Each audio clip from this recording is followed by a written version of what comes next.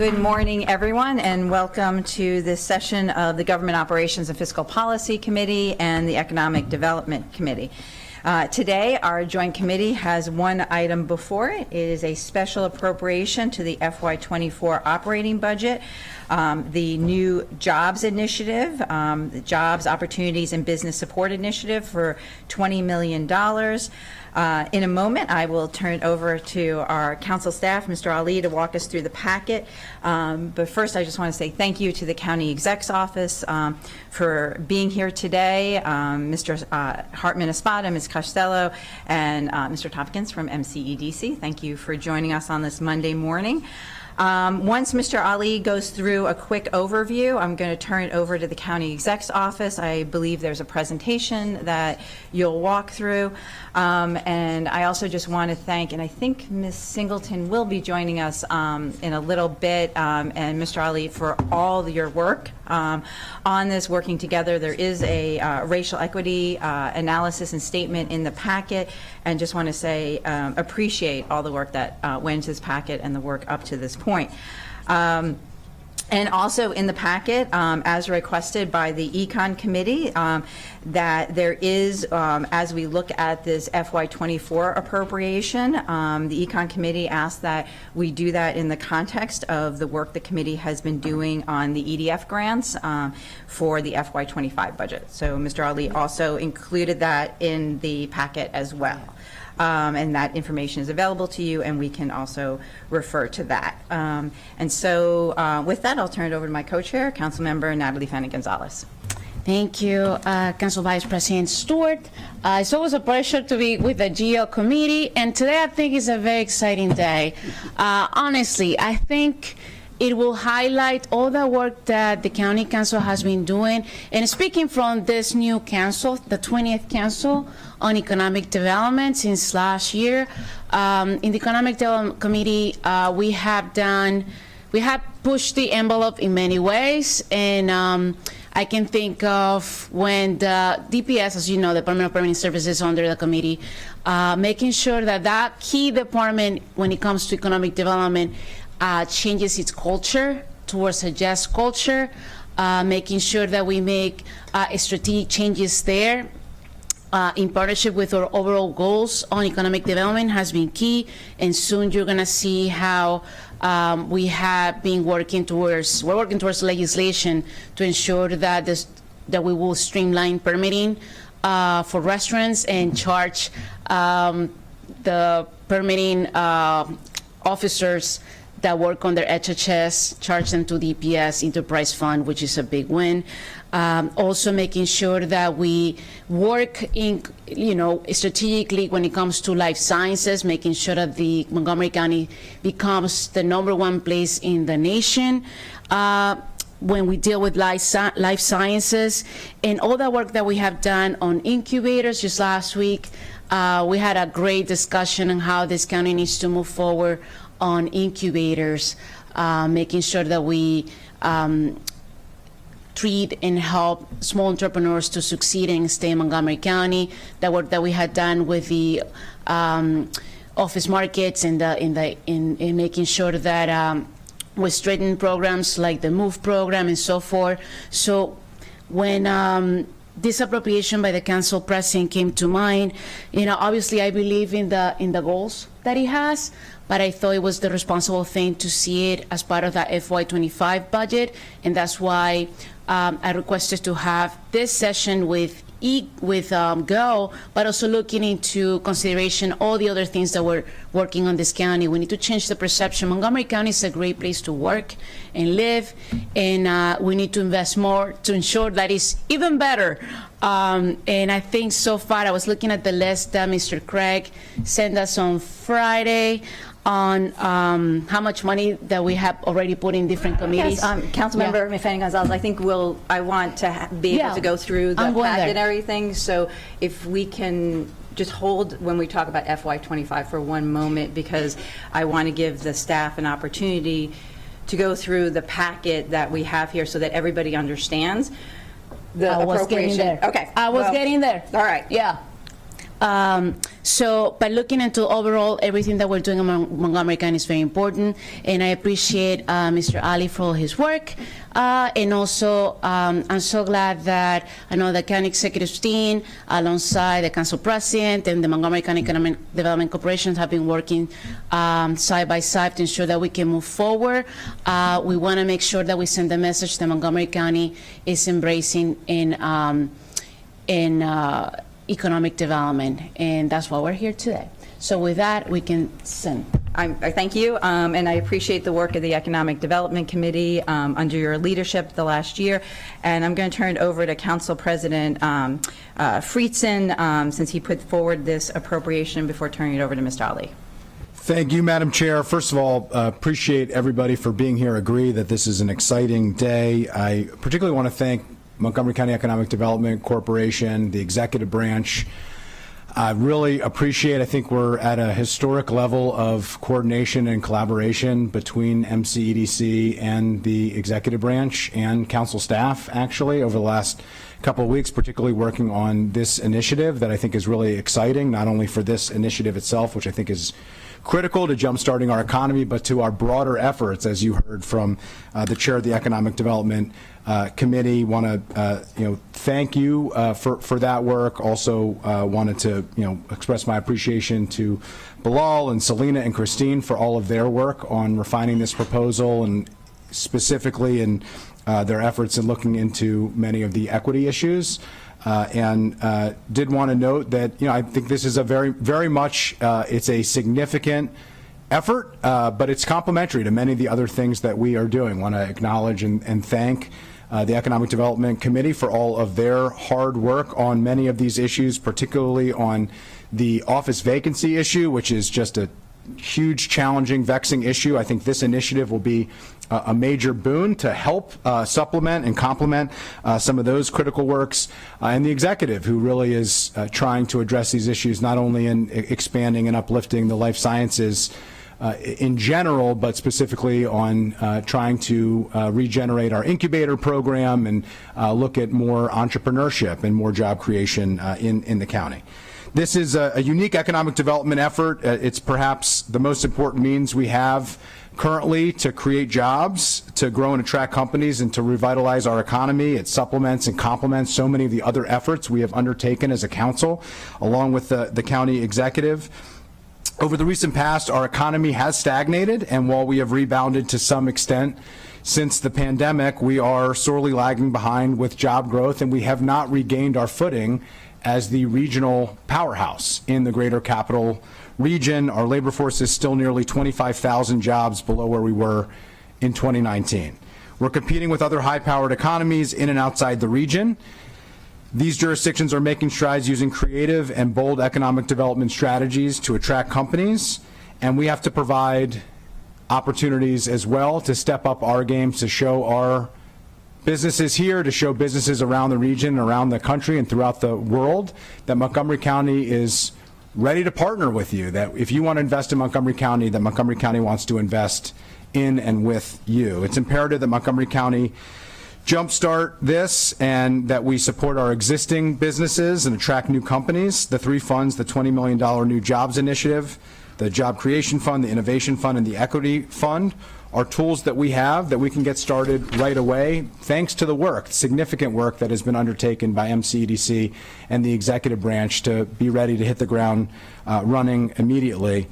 Just to give a sense, each new job paying $100,000 or more has the potential to create another $470,000 in economic spinoff. So more than a 4-to-1 spinoff. I did want to also acknowledge and thank some of whom are in the room, but the strong support that we've received from the Montgomery County Chamber, the Black Collective, the Maryland Black Chamber of Commerce, the Greater Bethesda Chamber, the Silver Spring Chamber, the Gaithersburg Germantown Chamber, the Greater Rockville Chamber, the Montgomery County Small Business Association. This will provide a special focus, and there's been significant effort to refine this focus on equity through the Founders Equity Fund, and you'll be hearing about that in the presentation shortly, which is explicitly targeted at groups that have historically lacked access to capital through the Community Equity Index. And the entire initiative will intentionally outreach to historically underrepresented communities and entrepreneurs, part of inclusive economic development that our Economic Development Corporation is focused on, as is the executive branch. The Black Collective, in their testimony and support, emphasized that the Jobs Initiative addresses 3 key areas of support for economic empowerment and mobility: direct support for business owners, focus on underserved areas of the county that will benefit from the initiative, and explicit job creation. They especially talked about the fact that the Equity Fund will provide for small and underserved companies, many of whom they work with on a daily basis. And I will note, the Black Collective was an initiative that the previous council, through a special appropriation in the outset of a budget process, got the ball rolling quickly to create and establish the AMBER program and to jumpstart that effort, which has been a resounding success. Many of us have been part of those AMBER program graduations and other events as well. So we have a number of refinements to the resolution. I'm going to share that after the presentation. I'll distribute that to colleagues. It's based on the consensus between Montgomery County Economic Development Corporation and the executive branch on how to implement this program as a co-branded, coordinated effort. And I just want to, again, express my appreciation to the level of collaboration and coordination that we've seen.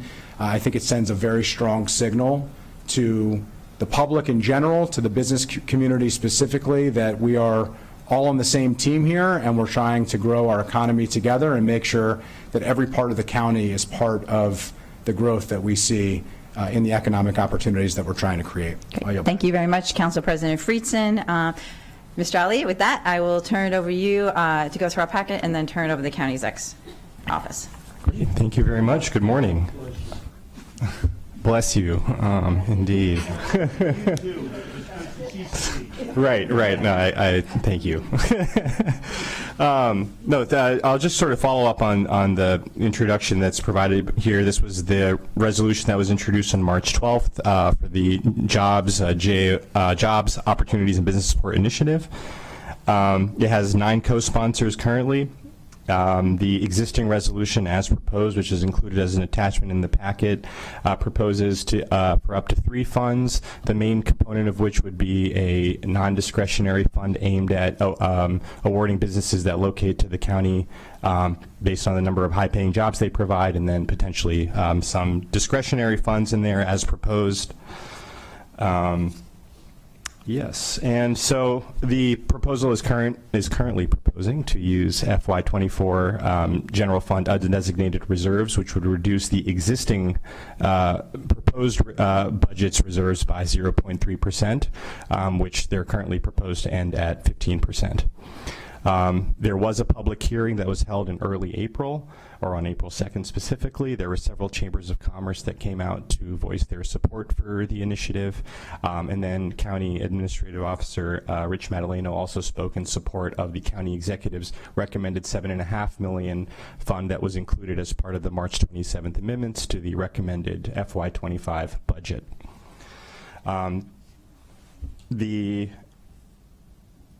In addition to what we heard from the public hearing, staff did conduct a racial equity and social justice impact analysis. Ms. Mendy Singleton, who is not here today, wrote a detailed memo and did some research that's included in the packet also. At a high level, some of the recommendations for the bill as introduced were to replace using the geographic proxy that's in there right now to identify equity focus areas. There is a geography, that's sort of the proper noun, equity focus areas that staff feel are somewhat outdated, and in fact worked a little bit with Montgomery Planning, who also provided a description of different geographies related to equity. That's also included in the packet. And basically the point is that planning has actually come up with a new map, the Community Equity Index, which categorizes all census tracts in the county. And while neither EFAs nor the Community Equity Index were intended to make place-based economic investments, both planning and council staff agree that the CEI would be a more refined tool to utilize. In addition, the RESJ impact statement says to make a proactive effort to reach diverse businesses and sort of market the initiative. Also to recruit BIPOC entrepreneurs to serve on the final evaluation committee for non-discretionary funds, should that proceed. And also requiring some semi-regular reporting, such as biannual reporting, for example, that would just provide updates on the performance of the initiative overall, but also in terms of advancing equity in terms of the demographics of the people receiving the awards.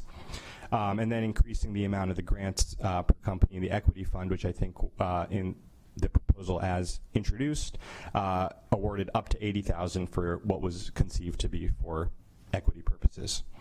I'll also add that the ECON committee sent a letter to the Joint Committee based on the March 17th hearing. A lot of those dates are blending together in my head. But basically, the ECON committee voted to recommend for consideration the addition of $3.25 million to the Economic Development Fund Grant and Loan Program, or the EDF GLP, which is contained within the Economic Development Fund. So that would increase to about a little over $5 million. And then an additional $3 million was recommended above the county executive's recommendation for the microloan program, taking that to $3,150,000. That is included in the packet on page 4, and the letter is also included in the staff packet. I'll just note that those recommendations are in 2 tranches, each of them, and they also voted to recommend the county executive $7.5 million fund for consideration as part of this work session. So with that, unless there are any questions, I'll turn it over to MCEDC and executive staff. Great. Thank you, Mr. Ali, for that excellent overview. I'll turn it over to Mr. Hartman Espada. Yeah, it's ready. Yeah. The other one first. Okay. You going to start Thank you us? so much, Chair Stewart and members of the Joint Committee. For the record, my name is Ken Hartman Espada. I'm Assistant Chief Administrative Officer for Montgomery County.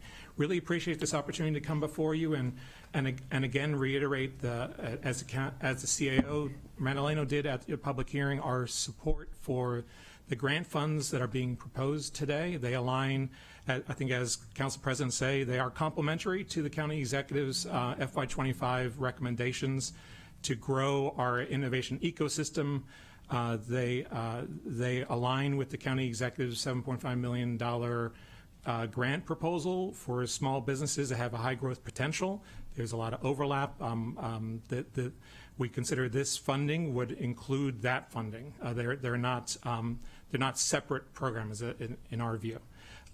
We do believe that, as the Black Collective noted in their letter, that these grant funds are part of a broader effort that is presented in the county executive's FY25 budget. And I know we have 3 members here who are not on the Econ committee, who have not heard me talk about the county executive's budget. So if you can indulge me, I just want to spend Mr. Hartman Espada, I do Yes. want to let you know that we always pay attention, particularly to what goes on in the Econ committee. But please give us an overview. So Government operations is also very interested in economic development, so thank you. This is something we all agree to. Thank you, Bilal.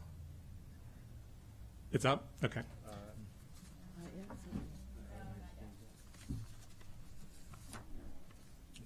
So the county executive's FY25 budget makes key investments in 6 major strategic areas.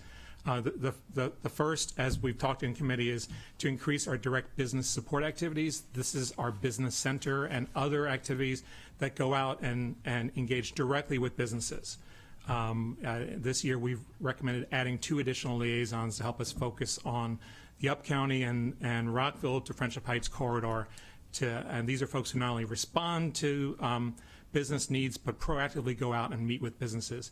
And part of their activity will help feed and identify companies for the grant activity. Then the next, if you can progress through Bilal, the next slide, and then the next one after that.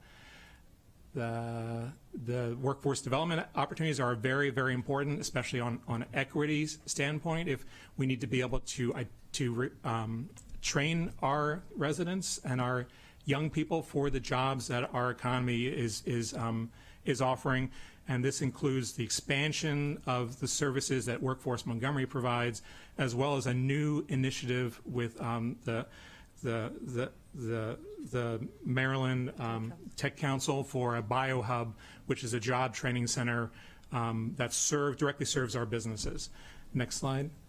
Of course, we all support the world-class research facility, which directly serves our high-tech and life sciences industries. That's now in North Bethesda, and hopefully soon will be the cornerstone of a redevelopment of the WMATA property at the corner of Old Georgetown and Rockwell Pike. Next. And of course, investing in all of our business attraction, retention, and marketing efforts in the county, not just the work MCDC does, but the work Conference and Visitors Bureau does, and a new initiative this year, which is the creation of an Innovation Alliance. And this is a consortium of higher ed, industry, and the government, which will look towards enhancing and improving the life sciences and high-tech industries in Montgomery County. And this becomes the brain trust for new initiatives and new efforts that expand our economy. Next slide. Of course, as Black Collective noted, there needs to be a menu of programs that identify entrepreneurs, that bring entrepreneurs into our innovation ecosystem, not just the county government ecosystem, but the for-profit, with support for a curriculum that encourages them to grow and locate here in Montgomery County, and again, take advantage of these opportunities for capital that we're offering today. And as I mentioned, the Small Business High Growth Fund, the $7.5 million aligns directly with the Jobs Initiative recommendations. Bilal, next one. And we've talked also about all the strategic opportunities where the county provides support for direct for redevelopment projects in locations that we've all identified are important to the county. So I'll stop there, but this gives you a sense of what we see as a $50 million investment in the county executive's budget for economic development. This aligns very much with it. This is, as the Black Collective said is a necessary piece of the strategy. And while I have to note the county executive supports these funds as an FY25 appropriation alongside all the other critical investments that he's put forward, this effort is very much appreciated. The partnership with the council president and the council is very much appreciated. We spent a lot of work with MCDC with the next presentation to work together to implement these critical tools that are important to growing our job base. And with that, I appreciate your consideration of, and we want to reiterate our support of the goals of this initiative. Good morning, everybody. And as you can see from the first slide, it's more than a collaborative effort. We believe that the Jobs Initiative is something that's incredibly important for Montgomery County, as was stated earlier, to allow us to be much more competitive, to be leaders in the marketplace. We will be one of the last major jurisdictions to have an innovation-type fund. The Jobs Initiative stands out, and you put all three together, and it's a strong statement for economic development, the support of economic development in Montgomery County. We will be going back and forth because we decided, instead of saying, you handle this fund, I'll handle this one, we're putting this together as a package, and there is some fluidity because we all have the exact same common goals. And that's why you'll see some of the names of the funds change a little bit to accommodate the best thinking in the room, but the intention is to make sure that we get this $20 million out, that we get investors in, that we get new businesses in, and that we generate additional activity. So we can go to the next slide. These are the three funds. What you'll notice here, we changed the name Founders Equity Fund to better reflect the contemporary use of words. I will cover the Jobs Fund. I think that's what we talked about. Judy will cover the Innovation Fund. I'll come back to the Founders Fund, but all of us can contribute to the discussion. So let's go to the Job Creation Fund. The bottom line is we want companies both who are here and are growing and can grow, and companies outside of the region to be here in Montgomery County. And what we believe this does, among other tools, is to attract even businesses in other parts of the region, to take the businesses that are already here and to take businesses from other parts of the country, especially as we focus on our key industries, life sciences, technology, nonprofits, foundations, et cetera, that this is an opportunity for them to make an investment here in Montgomery County. And they've got to make minimum investments. As you can see, it's up to $10,000 per new job. They've all got to come up with at least 5 jobs, and of course, and then $12,000 per job in equity-focused areas. It is capped at $500,000, and because of the nature of the industries that this is focusing on, these are for higher-paying jobs, although all jobs at almost every level are important. That's the focus here. So I just want to add to Bill's remarks. The equity piece is a key factor in all of the grant funds that we're talking about today. In order to better serve our Black and brown entrepreneurs, and our minority population in finding quality jobs, that there needs to be an intentionality with all 3 programs.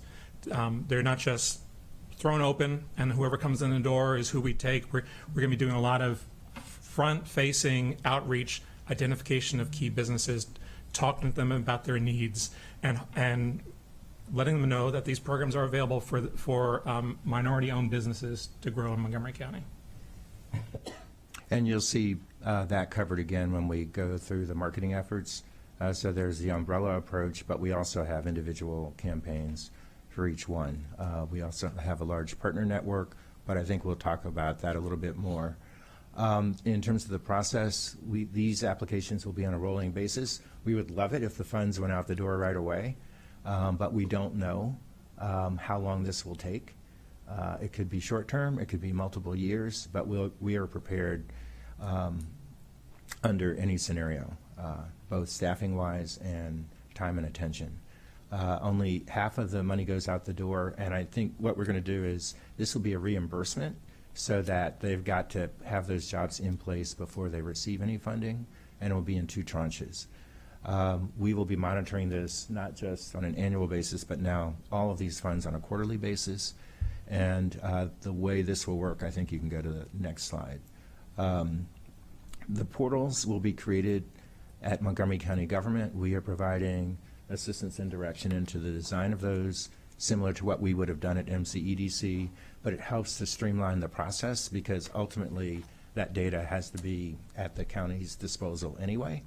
And we are comfortable because we will have access to go back and forth to sort the database, to have access to all of the applicants. And then we will be supplying information on those who did not apply, but we think are great opportunities for the county and MCEDC to follow up on, regardless of whether they actually applied.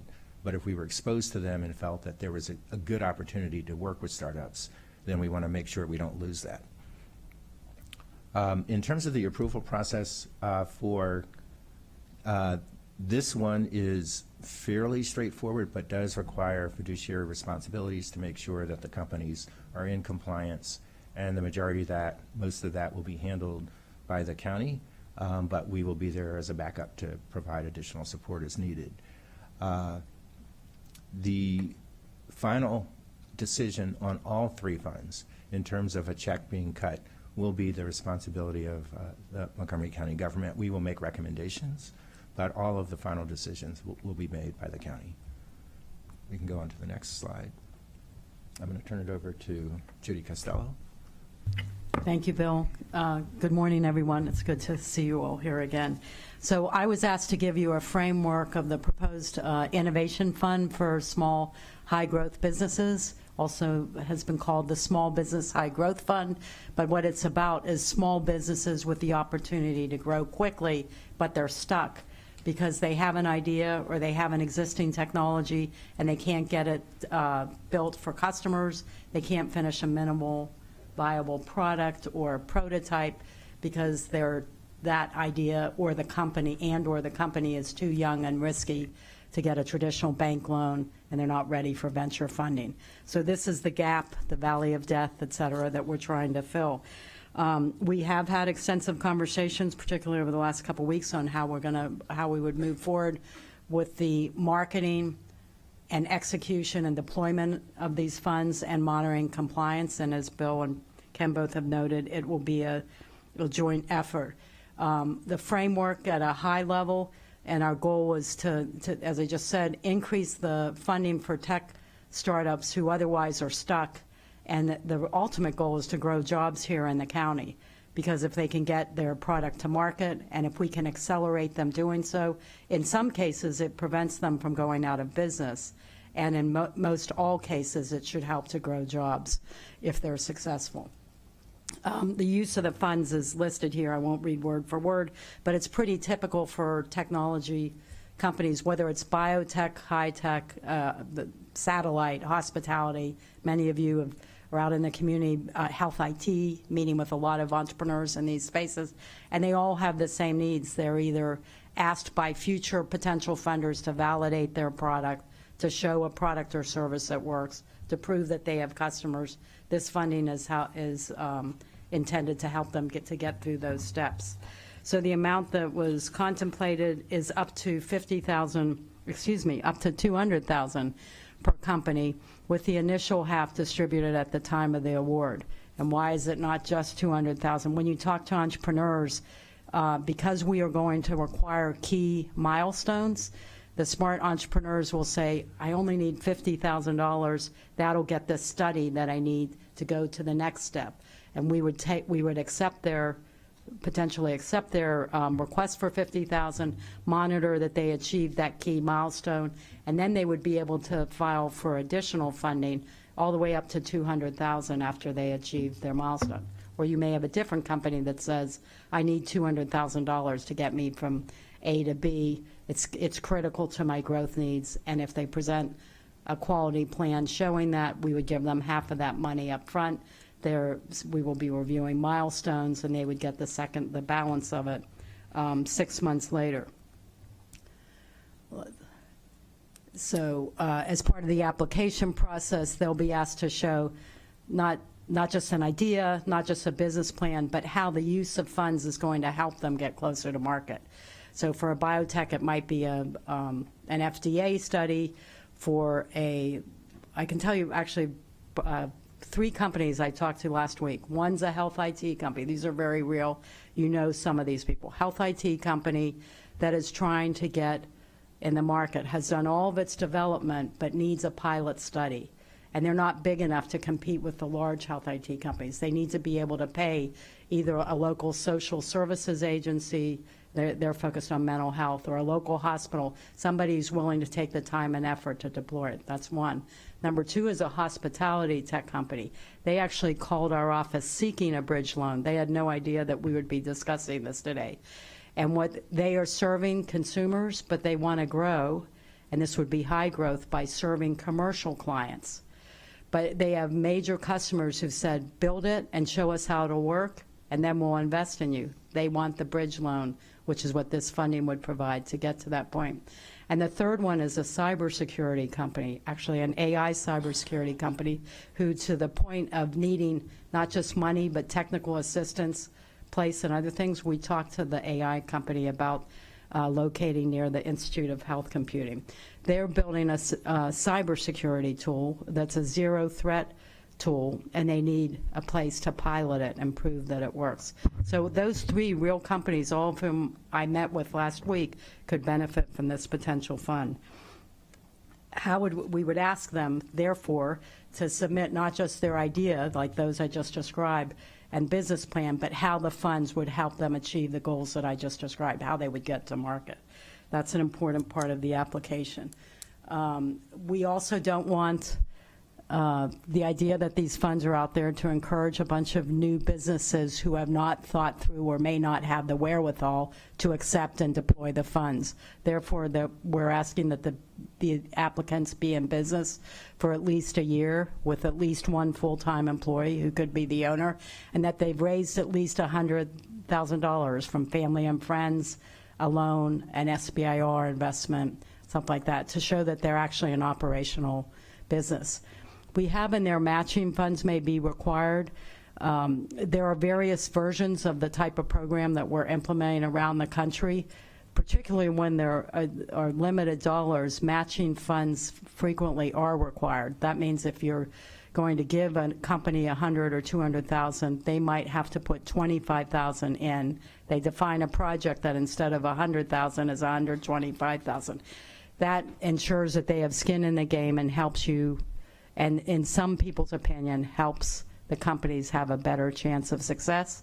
It would take a little more time. It's a little more burdensome. So as we've discussed options, we wanted to let you know that we want to keep that option at bay in case we're flooded with applicants who we don't think would be successful. We have a lot of smart entrepreneurs in Montgomery County, and that may not be necessary, but we didn't want to have to come back and change the code. We wanted to ask you to consider leaving that as an option for the future. Next. Process. So as was discussed with the Jobs Act, we will be coordinating closely with our partners at MCEDC. We will create the portal. We already have the portal for MOVE and SBIR online or about to launch, and have talked with our IT, with TEBS, and this will be able to move forward pretty quickly. It will help with compliance and the agreements that are necessary, just like other EDF funds, to execute and deploy the funds. We will rely on our MCEDC and our community business resource partners, including all of our chambers here in the room, the Black Collective and others, to help get the word out. As was said before, we want to be intentional about making sure the word on the street about the innovation grants reaches everybody. MCEDC will be coordinating a review panel with our input and participation. They have already reached out to innovation reviewers like people at TEDCO and others. We feel strongly that it's an opportunity to leverage our smart technology experts in many sectors in Montgomery County. So if we need technical expertise in a particular small molecule or in a clean sector tech or a chip, we have those entrepreneurs here, and based on the past experience of many of us, those entrepreneurs who are busy will consider it an honor to have the opportunity to provide technical expertise and review and help third-party analysis. So that's not the government picking winners and losers, but it's based on meeting the criteria and ensuring the best chance for success. That's part of the process. Once they're recommended and the government will approve. And then an important piece we've already referenced a couple times is whether or not the company is approved or declined. We want to make sure that they get the technical assistance or the referrals to the best places to help them move forward. The innovation ecosystem technical assistance that we presented last week before the ECON committee, we wouldn't be asking for more money for more technical advisors. We would fold technical innovators into this. And you'll hear later with the Founders Equity Fund, if it's not a tight technical firm, there are opportunities for the Maryland Women's Business Center and the Black Collective, et cetera, to provide technical expertise. The main thing is we want to provide the funding where funding is and isn't given. We don't just want it to be an application process and see you. We want to support the businesses with all the other resources that we've come before you last week and are coming before you today to provide. And with that, I'll pass the torch back to Bill. Okay, now we're going to talk about the Founders Equity Fund. And this is designed to also assist early and growth stage companies, smaller businesses in particular, which are preferably majority owned by entrepreneurs from underserved business communities and are located in the Montgomery County Community Equity Index environment, which is a much broader and equitable approach to identifying companies. This will provide capital and technical support up to $100,000. So if you look at the other fund, that goes up to $200,000. This one is for $100,000. And the two funds are not mutually exclusive in that someone could be very successful here and the following year, if there are funds available, go back to the Innovation Fund. We will give this out also in 2 tranches, and I think we can go to the next slide. The requirements are very similar. They've got to be active in business, have raised money, have at least 1 full-time employee. And for both funds, the requirement is that their business is here and that what they're doing with the funds are investments in things that are going to support Montgomery County. Same thing with this fund. Matching funds may be required, and that will be on a case-by-case basis depending on how the funds evolve. I think this is straightforward in terms of the use of funds. It's slightly broader because of the focus. For instance, you'll see building site improvements, inventory purchasing, things that really get them up to scale faster and based on what we've seen as needs of the types of businesses we've talked to in the past. And we can continue on. The process is very similar. This will also have a review committee comprised of experts in the industries that we're looking at, Montgomery County, MCEDC, and a couple of other partners.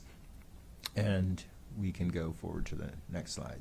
For all of the funds, there will be significant marketing efforts, both as an umbrella brand, but targeted for the nuances of each one. For instance, if you go to the first fund, that is both local and national. If you go to the second fund, it is again for the entire region, as is the third fund. For the third fund in particular, the partners are not just the usual players whom you've heard mentioned today. We are also, MCEDC is actively engaged in the DMV Angels Network, which is a network of primarily African American angels in this region. They're tied to a national network. It provides us an absolutely larger source of companies to identify. They're active in this marketplace. So we'll have more than the partners whom we normally work with. We really want to make sure that this works, that it works fast. We are confident that it will. But the marketing will be intensive and focused. And with that, I think we can open it up. Great. Thank you so much. Mr. Ali, do you have anything else to remark? All right. Well, I just want to say thank you for that presentation and the collaboration. And I do want to give credit to my co-chair, Councilmember Natalie Fani-Gonzalez, because I know a lot of the work that's been going on on bringing people together on economic development in our county has been happening in that committee. So thank you for all of that work. I know Council President Friedson handed out a number of changes based on the collaboration. If we want to just go through those, I think it's 5 bullet points. Madam Chair, can we go through some of the substance before talking about amendments? I think these might go to substance, so I would just want to make sure that since it was handed out, people who are watching at home, if this is referenced, they know what we're referencing. So let's put that out there because they're reflective of the presentation we just saw. Okay, I can share if it's okay with you, Madam Chair. Just quickly I don't go have to through them and make a then motion we'll, at this and then I'm point, going to but turn I it over can- to my co-chair to kick us off. I do want to let my colleagues know, because everyone's not sitting in their normal seats, either text me or wave and I will add you to the give remarks since our normal system doesn't work. So. Yeah. So obviously there's a great deal of work and detail that has gone into this, not all of which is captured in the resolution as is customary. So some of the finer points may not need to be amended, but I'll just share the changes that are based on the consensus of what was done, the tremendous amount of work that was done by MCEDC and the executive branch and council staff working collaboratively. So first, there was just a staff error on the number for a special appropriation, so that was changed. As you heard, the Community Equity Index was identified as a better tool to address the equity as opposed to the equity focus areas that we had originally proposed. So number 6 and number 8 have been updated to reflect that accordingly. Added language in provision 6 to allow $12,000 per job for the equity index specifically, as opposed to the equity focus area. So that's what will be used, located by equity Community Equity Index. Added language to provision 6, 7, and 8 in the background, and number 2 in the action, that MCEDC will work in partnership with Montgomery County Business Center, Department of Finance, and Office of the County Executive to develop the program criteria and the review and application process. You heard the fruits of much of that work today, and that will obviously continue, but that's explicit in the resolution to determine who's responsible for what. The equity fund was adjusted to the Founders Equity Fund. There's language included in terms of outreach to be targeted and specific.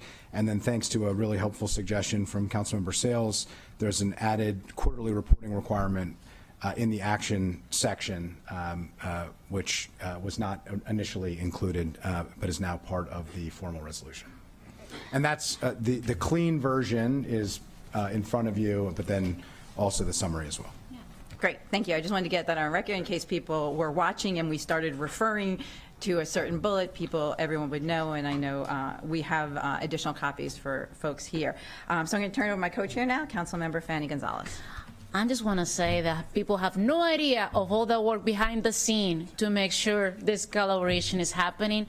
I love hearing from Judy Costello. When I think of innovation, I think of this woman. And you are the expert on this. And the fact that, you know, we're having the Department of Finance also involved in this effort is really, really key. And in ECON, we have talked about, you know, the work that they have done. And I think that's positive. And at the end of the day, there's 7 members on this joint committee. It takes 6 to pass anything. So the fact that we have 7 people here, that's pretty meaningful. And we are working in collaboration because every single person here wants Montgomery County to move forward, to progress, to bring, you know, quality of life for everybody. So I didn't have a question. I just wanted to say that because I do feel proud to be on this council, and I think this is an example of that. That's all. I yield. Wonderful. Thank you, Councilmember Fanny Gonzalez. I'll turn next to Councilmember Lorianne Sales. All right. Thank you, Madam Chair. And thank you to Council President Friedson, MCDC, and County Executive Staff for coming together to improve the jobs initiative. I know this appropriation brings forth an essential topic for our council, as has been highlighted by our chair of the Economic Development Committee. On Circle 3, I see that the 2023 Maryland State of the Economy report showed that Montgomery County's per capita income growth is among the slowest of its 30 peer counties, ranking 28th. The county also had the lowest number of new businesses applying to any county in Maryland between 2019 and 2022, and of course these are concerning numbers. And so while I am excited about the initiative and the significant investments that this fund has yielded, there are some equity concerns that were raised, and I appreciate Bilal's work. I don't see Selena here, and you know, just grateful that we are able to address this issue for, you know, one of the most diverse jurisdictions in the country. And so I did have some questions about the split because as we have racial equity and social justice officers at the county council and in the executive office, I don't understand how the $7.5 million for the high growth business fund, how the amounts were created. We're trying to prioritize diversity, equity, inclusion, and really support businesses that have been disadvantaged. You know, I would have thought that more equitable split would have been 20 million. Now this is a founders equity fund and an innovation fund because we know that we're behind in technology. And so I would have just wanted to hear more about how this split was proposed and justified by whoever wants to take that. I will start. First of all, if you take the Founders Equity Fund, consider it additive, that it is in addition to other funds that underserved business communities can apply for. So it's not just limited to this. They can apply for the Innovation Fund. We also seriously looked at the size of the population in terms of who might be eligible based on at least some research we've done in terms of looking at who is currently in the pipeline and participating in other innovation or startup initiatives in underserved communities. And it's our belief with any of these funds, by the way, that if one takes off more than the other and it's successful, that we would like to be able to come back to the council and ask for additional appropriations if we're seeing that these funds are being used and that one is oversubscribed or not. We also looked at other funds that are available. For instance, for the Founders Equity Fund, we have the ACE loan program, which is tied to the exact same audience. And it's a tool that right now I think we were just approved for another $1 million or conditional approval to add another $1 million to that fund. Now that is a loan fund, but it is targeted for underserved business communities, both in Montgomery County and across the state. So I think this is sort of adding to the pot in a way that provides funds in the short term that we think are equitable and are not limiting in terms of the dollar amounts you see today.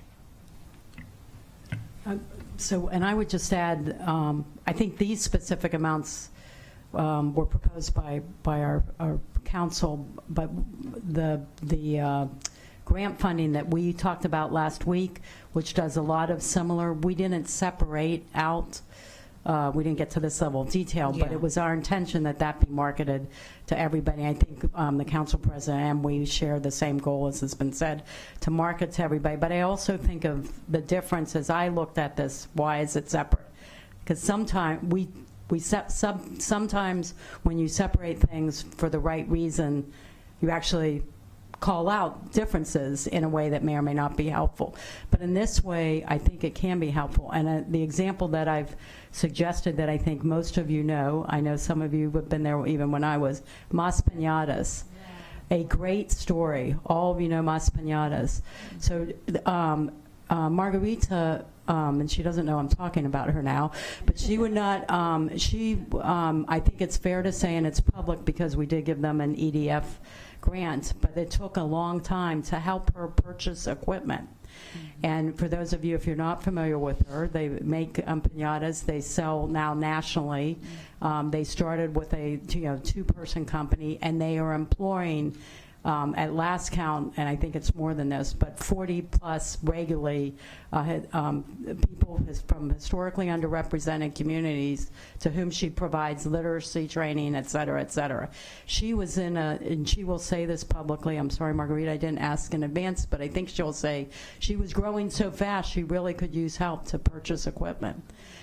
She would not have qualified for the Innovation Fund as it's proposed, and the wages aren't high enough for her to qualify for the Jobs Fund as it's proposed, but she would have qualified for the description of the Founders Fund as it's proposed.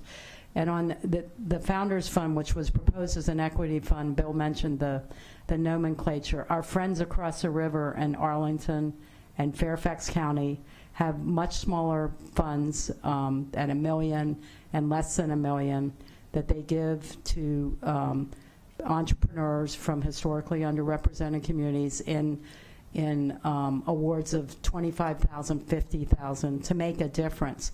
They call those funds the Founders Fund. And TEDCO, when they first moved beyond the type of investment that's described in our Innovation Fund to serve people from various backgrounds historically underrepresented, they also created a fund called the Founders Fund. So in our thinking, that I just wanted to share, that's part of when you come at it not from government but from an entrepreneur who knows that there's a Founders Fund here and there and there. We want them to know that they can get access to that capital here in Montgomery County.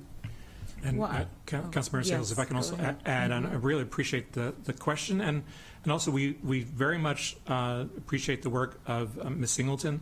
The recommendations she had in her packet were spot on. There are things we've included and incorporated in all three programs, but I think the question of equity and we have that built into every fund, even the Innovation Fund. needs to be targeted. It needs to be combined with our efforts on the innovation ecosystem, where we are actively identifying the entrepreneurs, bringing them into our innovation ecosystem, and getting them to, supporting them with the services, and then when they're ready to capitalize, we have this grant that's available to them. It's not the Founders Equity Fund, but teeing people up, raising them up so that we can support them in this program is a top priority in the Innovation Fund as well. Thank you for that. Just had a question about another letter. I'm glad that the reporting was mentioned quarterly, so we can track and monitor how much is being exhausted in each fund. We also received some criticism from our educators who, always need more and more resources. And we've had joint meetings with the Education and Culture Committee talking about preparing the future workforce and the investments that we need to make. And just wanted you to speak to some of the concerns that they shared about, investing $20 million into these businesses, and our students and educators have competing, always increasing demands. I'll start. Here's how I look at it. We're investing well over $3 billion into our students, and that is critically important for the future of our workforce, and that to the degree that the county can afford to invest with great returns in our future is critically important. The $20 million fund is also important for other purposes. It's not one or the other. We need to look at how we're being competitive across the board. Our rankings with the school system are still extremely strong when we attract companies here, and we want to make sure that that continues. Yet, on the other hand, we are falling behind in terms of the funds that we provide for the business community, for startups. If you look at how we're doing in terms of higher paying jobs across the region, we are losing out at a higher rate, or we did, based even looking at the report that you referred to earlier, than other jurisdictions. And so I believe that it is incredibly important to invest where you can in both for reasons that ultimately help the economic pie here in Montgomery County, and it is not one versus the other. I think the arguments to how you support the school system are beyond my pay grade and not but I fully support it, because for the long term that does make a difference and it's a competitive advantage. The $20 million is a drop in the bucket for what we're trying to accomplish. If I can add to that also, on the county executive in proposing the historic increase to support our schools this year, it wasn't what the school board and superintendent were looking for, but it was in light of maintenance of effort and where we're supposed to be. It fully supports our teachers. It supports the pay increases that they've negotiated, and it supports the overall increase in MCPS's budget. In addition to that, we feel this additional investment in economic development is completely doable within the fiscal context of 25. I know there's some discussion on what that amount is. The county executive believes that we can have both investments, the investment in MCPS that he proposed in his budget and this investment in FY25. And the only other thing I'd add, both I think you, Council Member Sales and Council Member Balcom, were at the Hughes Network Systems ribbon cutting last week. High technology, larger company, not the small business, but the type of company that the Council President and the executive's proposals hope to incentivize, future Hughes. I had the privilege of walking through the floor there where the majority of employees did not look like me. They were multi-generational and they were very diverse. Interestingly, the senior execs, high wage, would qualify for the jobs creation fund. At some future date, we might want to consider, as we bring more manufacturing here, and that's not on the table now, maybe adjusting the jobs fund to help with manufacturing jobs, where the wages, I asked, and their average is $60,000. which is a living wage, but not the 100,000. But what's reminding me of that is while I was walking the floor, I walked with an MC student on the floor, and he was very interested on, are you giving tuition benefits to these employees? So it's a trickle down, it's not immediate. But the answer, by the way, from Hughes was yes, and I believe it was, I thought 2,500, it's much more than that. So growing these companies and helping them grow with this whole toolbox will indirectly help, not at the MCPS level, but at that level that I think really makes a difference with 2-year, 4-year degrees and certifications. Thank you. Thank you, Councilmember Sales, for raising those really important points. Appreciate it. I'm going to go to Councilmember Balcom now. Thank you. Thank you all for being here, and I really appreciate the slides that you brought over that lays out all the investment as we talked about last week in the ECON committee. So I support the 24 supplemental request for the 20 million jobs program. One of the basic criterion that we looked at in looking at the budget is using one-time funds for one-time expenses, and the funding for this program does that, and investing in our future. It's an investment in our economy, investment in our future, it's an investment in our people. And we all need to make that investment based on our strategic approach for economic development. And the mix of job creation, innovation, and the founders' equity focus is right in line with our overall strategy for economic development. And I appreciate our residents, our nonprofits, and our education partners who come to us and advocate for their needs and plead their case. That's their role, that's their job to do it, and I respect their position, and I certainly respect their concerns. But our job is to look at the entire budget and to make sure that we have the resources that we need for the entire county. And we can't do that by looking at just one focus. We need to look at revenues, we need to look at our tax base, and I think that this jobs program does that. And of course we need schools and public safety and health and well-being, but we also need a strong economy. And as Ms. Costello mentioned, we must compete with our surrounding jurisdictions. We must be bold in staking our claim that bringing jobs to Montgomery County is a priority for everyone. And we need to do that within our existing economic framework that we've all worked very hard to create. And I think this jobs program has been very well researched, very well vetted, and I support the program. Thank you. Great. Councilmember Katz? Thank you very much, Madam Vice President, and thank you for bringing up the empanadas. I tell you, this job does have some perks. This last Friday, I went to my dad's Chips, which is it's people that make potato chips. They're from Montgomery County, and they're absolutely delicious. So watch this space. But they truly are people that we never hear from, or most people don't hear about. And that's why it becomes important that we do what we need to do. And I also want to thank Eric for your thoughts for working on this jobs legislation resolution.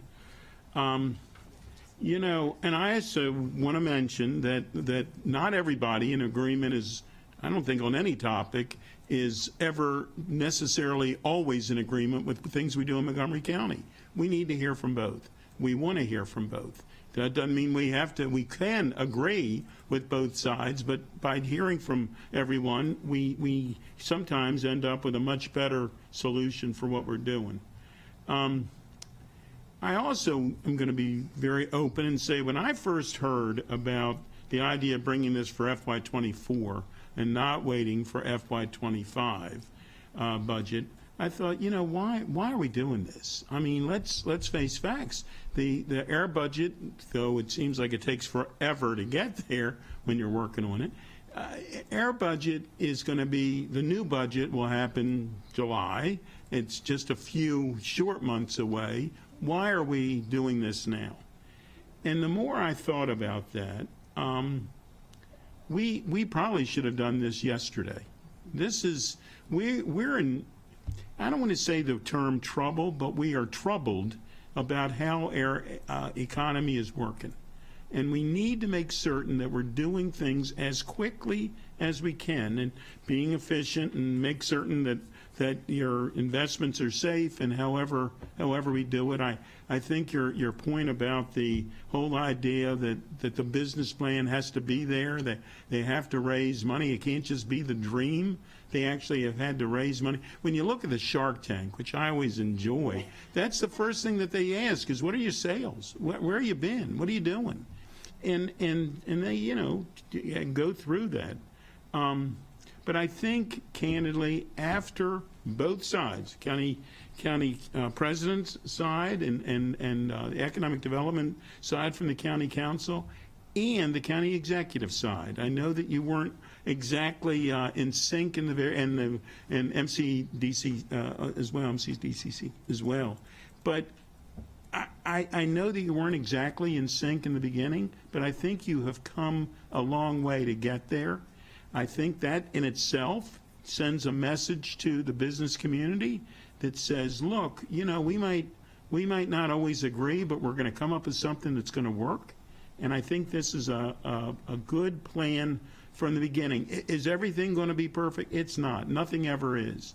But this is a way that we can finally start to send the message that we're serious. We're putting our money where our mouth is, and the fact that we're starting in FY24, the reality is government takes longer than it should to do things, and so therefore we need to start as soon as we can in order to get there. So I am supportive. Thank you, Madam Vice President. Thank you, Councilmember Katz. Now I have Councilmember Glass. Thank you, Madam Chair. Appreciate this conversation and appreciate Council President Friedson for jump-starting this, right? Because as everybody has heard, not only here on the dais, but out in the community, we are all in support of increased economic development. And you are hearing unwavering support from all of us this morning.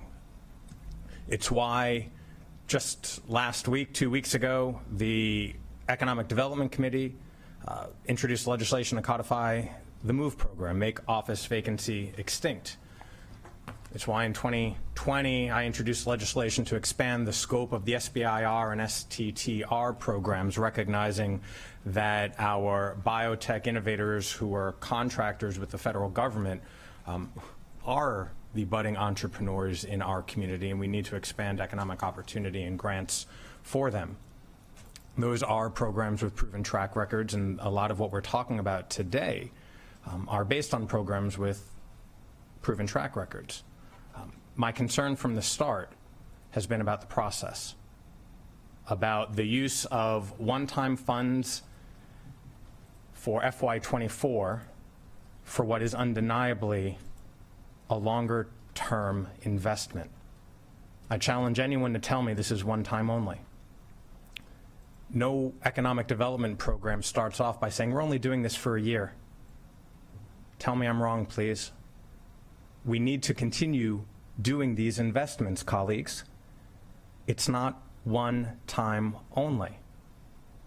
And the best place to do that is in the budget. I think everybody on this dais has talked about the best use for the reserves, for one-time only projects. If you support this going into the FY24 supplemental, you're signaling to everyone it's one time only. And if it's not, let's put it in the budget. I got a lot of questions, so I look forward to the conversation. There are three components to this proposal. One is the Job Creation Fund. Last week at the Economic Development Committee, we spent almost 2 hours talking with MCEDC, not about the Job Creation Fund, but about the Economic Development Fund. It's technically the Economic Development Grant and Loan Program. I'll just call it EDF for the purposes of this conversation. In Section 2075 of the County Code, it says the EDF is to, quote, aid the economic development of the county by assisting private employers who are located or plan to locate or substantially expand operations in the county. by bringing significant number of new jobs to the county. And in the memo for the $10 million job creation fund, it says it's supposed to create high-paying jobs in Montgomery County, incentivize our existing companies to expand, and new companies to move here. Mr. Hartman, in your conversation this morning, you said these are not separate funds in your view. How do these separate funds comport? If we support this $10 million job fund now and fulfill the request that the county executive is also doing in the budget right now, what's the overlap? So thank you so much, Councilmember Glass, for that question. We do believe that these programs that we've talked about this morning, the Innovation Fund and the Founders Fund, align with what the purpose of the EDF is. These are all funds that are this funding will be administered through the EDF, through our Department of Finance, similar to all the other menu of programs that we talked about in the ECON committee. And as you rightly pointed out, the purpose of all these funds is to encourage businesses to grow, to add employees, and frankly, lease square footage in Montgomery County, and bringing them up, helping them grow, helping them innovate and add employees directly impacts the bottom line for the county, which is our tax revenue and our economic base. So if they're essentially the same funds administered by the same agency or department, why don't we just grow the budget for the agency you're referencing? I think this proposal creates the lane, so we have a number of other grants that are administered in the EDF that each have a purpose and each fill a niche in the menu of support programs we have for businesses. So these would be additional entrees on the menu. So thank you for that. I still didn't hear an answer. I'm going to ask the sponsor, President Friedson, can you just share with me in the spirit of conversation what the difference between the two different funds are? I'm trying to follow the question here. So is the question I'll restate the question. So okay. You've proposed a job creation fund. And I've read the description of that fund, and in county code we already have the EDF. And as Mr. Hartman said, they're both going to be administered by the same department, and they both have similar, if not the same, goals. So I'm just trying to understand, rather than creating another program by the same name, why we just don't expand the scope of the existing program. Yeah, just to be clear, I mean, we don't generally appropriate funds broadly to the EDF. The EDF is a collection of funds and programs that accomplish specific goals. As Mr. Hartman Espada noted, this would be a program and a fund within the Economic Development Fund that explicitly does what the Economic Development Fund is and continues to be intended to do. It would also create the two other funds that also would do that in different niche ways. There's three funds here that all broadly support the same goal, which are EDF goals, which is to grow economic development opportunities, to provide support, to partner with the business community. But there are different explicit funds within the Economic Development Fund that get created and get funded at various points of time, some of which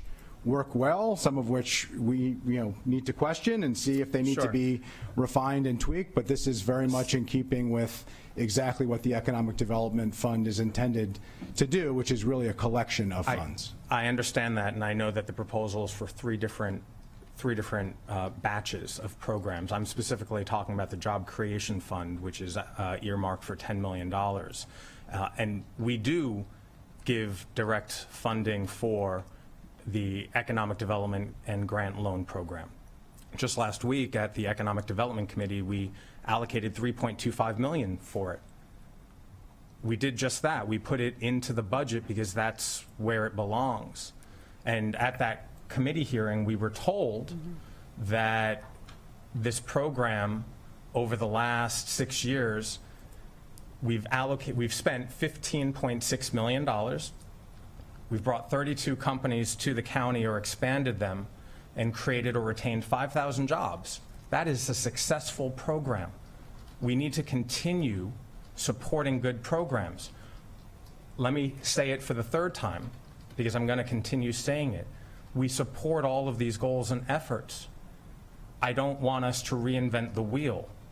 And if they're being housed in the same department and they have the same goal, then let's use the budget to expand this program. And I know the goal of this initiative is to create jobs, high-paying six-figure jobs.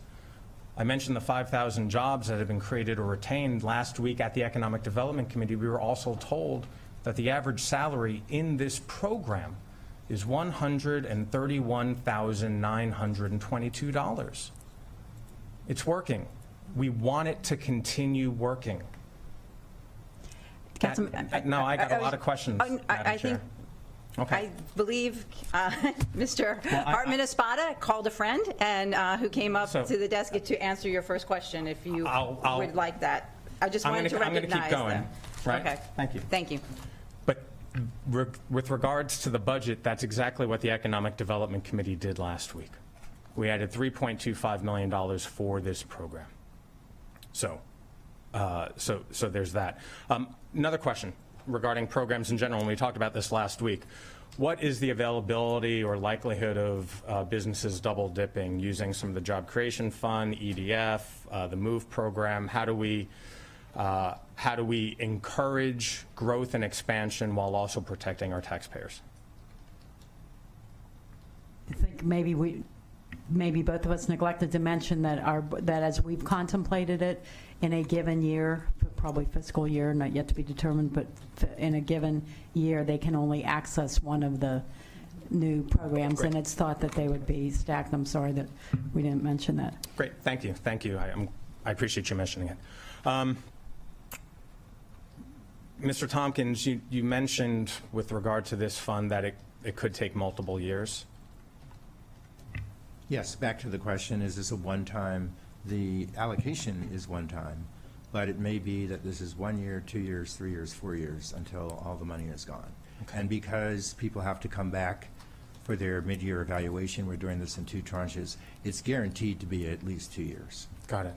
So now I have a question for OMB or Mr. Hartman. How does that work with regard to appropriations and the lifespan of those funds? Can they be expended over multiple fiscal years? Yes, yeah, and Good. there's flexibility there. And in terms of the differences with respect to the new program and the existing, it really is that differentiation in the salary level. So the new program is focused on higher paying, over $100,000 a year. The current EDF GLP offers flexibility for those smaller than that. It's almost like a more finely tailored suit, given their specific growth prospects, capital expenditure, and timeframes, as opposed to just one prevailing constraint of a salary limit. So they both are compatible in that way, and our goal is to just distribute those funds as efficiently as possible with the most impact as possible. Understood. Thank you. I appreciate that, and I'm glad to know that special appropriations can last multiple years, so thank you. Moving on to the second of 3 funds, and that is the equity, the Founders Fund. When we were talking last week at Economic Development, we were talking about the micro loan program, the micro loan fund, and it's been alluded to here that there is some crossover with regard to supporting early stage smaller companies, many of which are minority owned or entrepreneurs. And so one of them, the program that's currently on the books, is a loan, and what's being proposed is a grant. Which is better? What's the difference? They're both good. They serve different purposes. Loans quite often are, first of all, it can be very difficult to get a loan through a bank, especially in underserved communities. So the microloan program, and I'll defer to my experts, is to help in that particular area where there is a loan problem. The grants initiatives is designed to be a different type or source of funding, just as when you're starting your business, you can go to private equity, venture capitalists, grant funds, loan funds. They are complementary, and the smart business will use a combination of sources in order to ramp up. Some are more complicated. For instance, if you apply for a bank loan, there are all kinds of covenants that get in the way in terms of requirements, and it scares a lot of businesses away. The grant fund is designed to be entrepreneurial in spirit and also competitive with what our other regions do, so that people pay more attention to Montgomery County and less attention to what's going on in other jurisdictions. Why would someone take out a loan if they also qualify for a grant? It depends on how much money they need and what that capital is going to be used for. So whether it's the microloan program or even the ACE loan program or a bank loan program, they all have covenants and requirements as to what that money can be used for. So a business is not stagnant. It's got to be doing lots of things simultaneously. It's got to do proof of concept. It's got to keep their doors open. It has to do payroll. And certain funds or loan programs do not necessarily allow you to use those funds for all of the following purposes. So you want to make sure that you have as many bases covered as you can. Great, thank you. Again, the questions are all to better understand the difference of programming, because we want as many different programs without redundancy of effort, without wasted taxpayer dollars, so I appreciate that. The last fund that is being proposed is the Innovation Fund. And at the same time, the county executive has introduced in the budget a fund for high-growth businesses, both of which are targeted to support businesses in the, quote, valleys of death, where they need external capital. Council President Friedson is proposing $7 million. The county executive is proposing $7.5 million. By my read, the goals are not similar, they're the same. And so, Mr. Hartman, what does the county executive prefer? To use this initiative in a reserve capacity or to put it into the budget?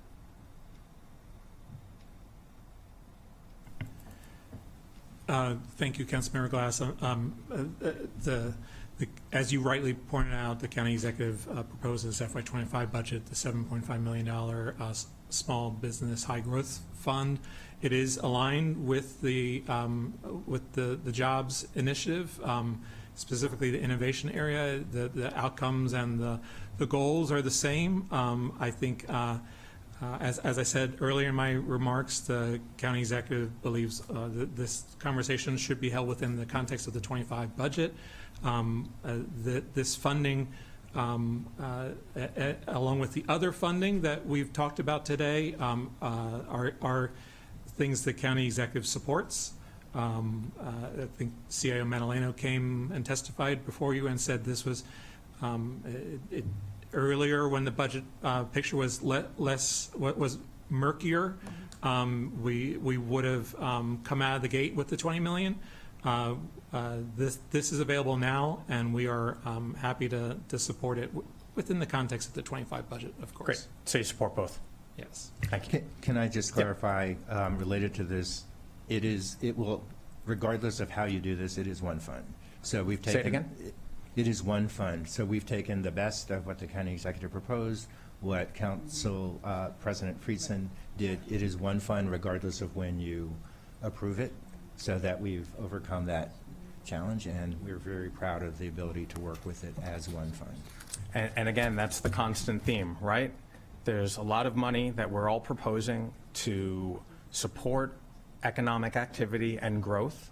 It's looking at those different funds, figuring out how they work together, where redundancies are, and making sure ultimately that there's funding for it, right? So thank you for that. You answered all the questions I had about the specifics, and Mr. Hartman, I appreciate you sending us the PowerPoint presentation. In one place, seeing where all the county executives' economic development activities are. As I shared at the Economic Development Committee last week, I tried to search in the online budget for economic development and didn't find anything. You got to find all the different programs, and so thank you for putting them all on one page. I'm going to state again that I strongly believe that our reserves should be used for one-time purposes. and I've heard an overwhelming majority of the council say that. I actually think the reserves that we have should be used for more capital projects. In the coming weeks, we're going to be trying to reconcile our capital budget. We do not have enough money for schools. We do not have enough money for roads, for tunnels, for sidewalks. It's going to be a very, very difficult CIP. And the $20 million that's being proposed now, I would prefer to use that $20 million to build an auditorium in Woodward High School, or to add more money to Wooten High School, one of the oldest high schools in the county, using one-time expenses for those one-time infrastructure projects. And the one fact that hasn't been discussed today is regarding MCEDC,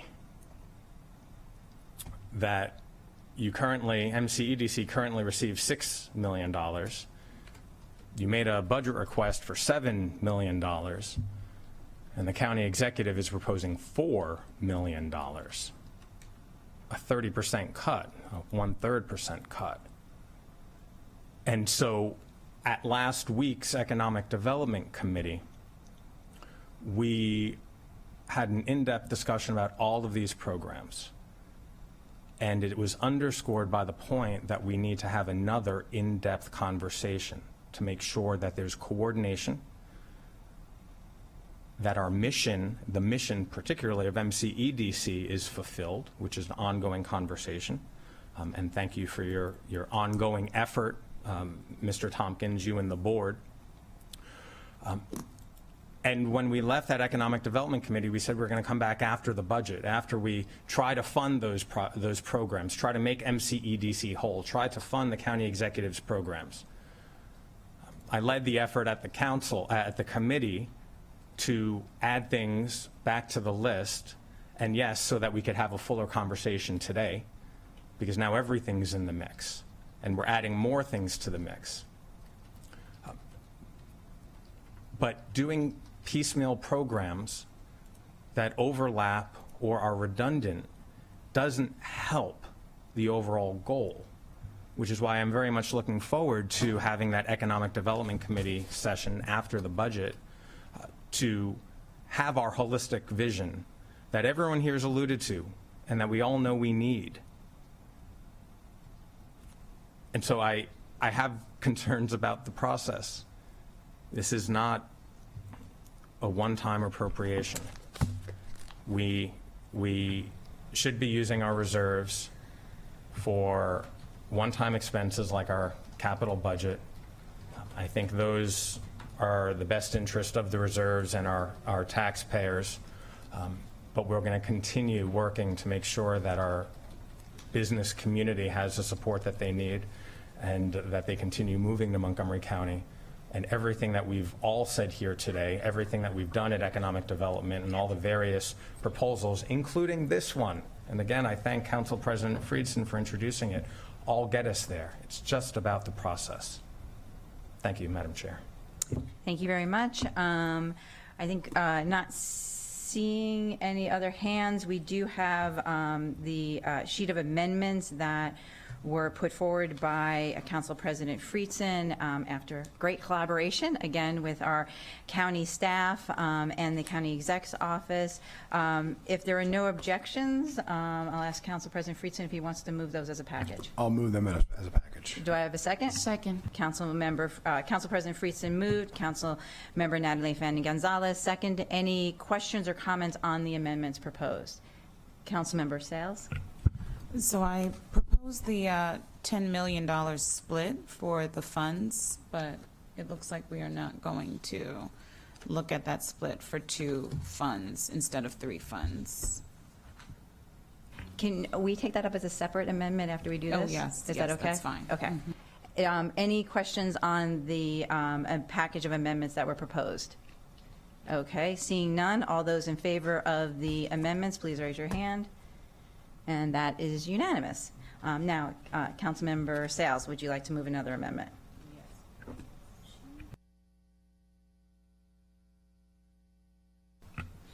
So the amendment I was proposing was a $10 million split between, for the equity fund, the Founders Fund, and a $10 million for the Innovation and Other High-Paying Jobs Fund, just to ensure that we are providing equitable access to the resources.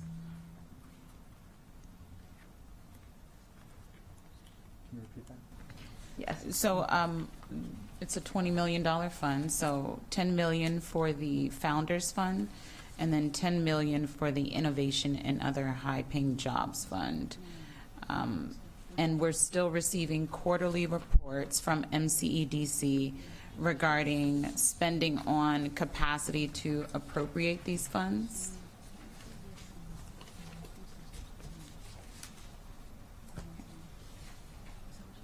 So, sorry, Is there a Councilmember Sedler, I just question? want to make sure we understand the Yeah. amendment correctly. So overall, it's 20 million. So are you saying to not fund the job creation fund and then? No, I'm saying combine to change the split from 10 million for the Founders Fund and then 10 million for the Innovation and Other High-Paying Jobs Fund. So it's still a $20 million combined fund.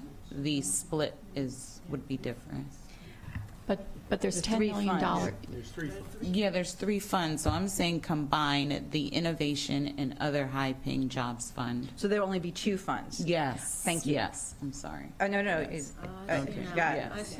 Yes. Okay, so combining the Founders and the Innovation to one fund and put that at 10 million, and then 10 million for the Jobs Creation Fund? No, combining sorry. the Innovation and Jobs Fund, and then 10 million for, Just the Founders? yes, yes. Okay.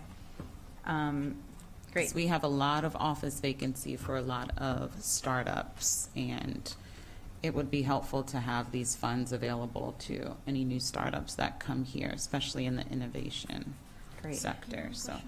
Oh, yeah. I think Is I there need to a ask second? second first. Follow the rules. Yes. So I have a motion on the table. Do I have a second? To have a discussion.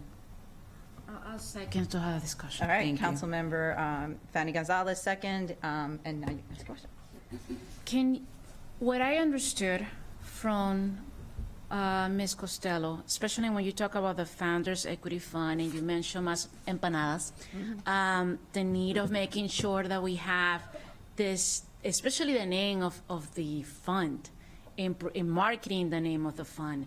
So if Councilmember Sells is saying combining these two, then you lose that, which is the point. So I would like for Ms. Costello perhaps So, talk about. So just a couple thoughts, because I think at the end of the day, before we market, we need to have the table of everything in our toolbox and make it clear, because even during the discussion today, a lot of good questions were asked, and the differences are nuanced.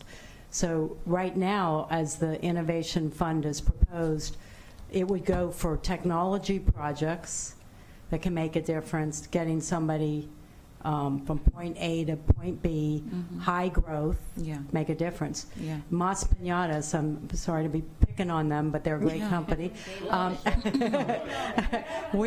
And by the way, you can go buy their product, no. But seriously. So they wouldn't qualify for? They would not qualify because they don't Founders have, Fund? they would not qualify for the Innovation Fund as it's contemplated, because They would qualify for the Founders Fund. they would fund Okay. so if you That's what I'm combine talking them. about. I'm not talking about combining the Founders Fund. I'm talking about the Innovation Fund and the High-Paying Jobs Fund, combine those, and then have an equal amount of money in each of the funds. So adding 7 million to the Founders Fund and combining the first 2 funds. And the, and I think there are various ways to split the pot. I'm just, related to the purposes, as I understand it was proposed, something that might be more, I'm just thinking out loud, so. Yeah, so we're talking yeah. about what I just proposed Yes. and what your So if you propose reservations the are. job, if you combine the job creation fund and the innovation fund, Yes. they have two different purposes. So one, for the job creation fund, you are giving money to a company that has that is employing 5 or more high wage salary employees. That's the job creation fund. That is different than giving money to a company to do software development that may only take 2 people, but they really need that software development to get to market. So Well, this is a jobs initiative. So if we're combining 2 funds, we should be able to combine the requirements to access the resources. So that's what I'm proposing, combining the criteria to access the resources. Councilmember Sales, Go ahead. I just want to add some perspective, and Mr. Tompkins can also help support us on this one. The job creation fund, as in our conversations with the council president, who is the author of the jobs initiative, is to support all companies that fit a certain criteria with a higher reimbursement for companies in equity, in areas identified by the Census Equity Index. Not only that, but that program is tied towards intentional marketing to minority-owned businesses. I understand the purpose of these funds. The innovation. I'm talking about the split of the funds. I'm trying to point out that the Job Creation Fund and the Innovation Fund are very different programs. To combine them is to create kind of to send us back to the drawing board and how that one fund would be structured and split between 2 very different purposes. The Innovation Fund, in the county executive's opinion, is vitally important. We are the number 3 biotech center in the nation. We want to grow that sector. Yes. We want to grow our other strategic industry, the high-tech sector.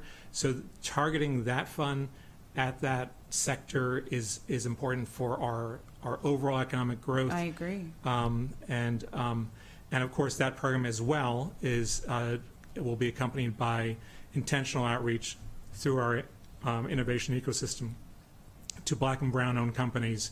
And then the Founders Equity Fund is again another fund which primary focus is that of equity in identifying entrepreneurs who may not be in the high-tech biotech sector, but also deserve the support that you can get to get through the capitalization and growth phases. I understand. I'm talking about combining the jobs and innovation. So that means finding high-paying jobs in specifically innovation. So whether it's 5 people or 2 people, if you want to meet in the middle, that's fine. But I don't see why it's so complicated to combine those 2 funds. Councilmember Sales, if I Yes. may, just one, this is just for technical purposes. Yeah. The Job Creation Fund is non-discretionary, the other 2 are. Can I get at what I think what I'm inferring you're trying to accomplish is the focus on the dollars that are allocated as opposed to the funds? That you want $10 million for the Founders Equity Fund, and is your desired interest to change the dollar amounts for the other 2 so that it's combined 10 million, or are you more interested in combining the funds? Because you could argue that you would just change the amounts. I'm saying I want to make the funding split more Right. equitable, and I want to prioritize the areas that we need to focus on, which is innovation and equity across the board. And so instead of 3 funds, we need to prioritize high-paying jobs in an innovation sector, in the tech sector. That's what we've been talking about. That's why we have coding programs. That's where we need to focus our efforts. We're doing great in bio. The tech has always been an afterthought. And so I am totally fine with the jobs initiative. I'm saying combine the first 2 and put more money into the equity fund. We have opportunity zones that have not been funded. We have equitable opportunities to help businesses of color, so minority businesses, We still don't have the disparity study, so I can't even tell you what the recommendations can and should be. So it would have been nice to have that report here at this time, since it's almost a year behind.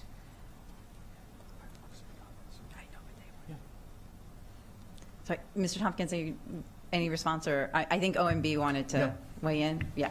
Dennis Hetman, Department of Finance. My apologies for not. Yeah, exactly. So, and Councilmember Sales, I think a thing to keep in mind too is just because the amounts are going to be the same, you have to keep in mind the proportionality. So these companies in those smaller funds, the share that they will be getting, even though it's not as the $10 million increment, is a much higher proportion of their capital expenditure, their net assets, or what have you, where they can leverage that considerably. Those in the larger funds are larger companies, whereby even though the amounts in a nominal way may be larger, the share to them is more minimal. So even though if you split it 10 and 10, that would enable, certainly equity, they would equal in the nominal amounts, but their share of what they can leverage is considerably different from larger to smaller companies. Oh, I understand that, and that's why we asked for the quarterly reports, because not only are we going to be able to monitor who's accessing the funds, how often, how much is left, we'll also be able to monitor how much it's costing us for MCDC to appropriate those funds, because we don't even know what those costs entail. So there's a lot of unknowns in this fund. So why aren't we starting on equal playing field? That's a great question, but I do think it's I one of think scale. it would be nice to revisit this in like 6 months to see which fund is yielding the most if we start out at the same, and see how many corporations versus our small businesses are accessing the funds. Yeah, and that's a big part of this program is monitoring sort of the analytics afterwards. But even if they're not equal amounts, that small amount for those smaller companies can be leveraged to a much larger order of magnitude than that larger amount for the larger companies. Because we can always shift money into another fund, but once we make this declaration for this split initially, we already received a negative equity analysis. And so why would we start with a negative equity analysis when we have an opportunity to make this more equitable from the start?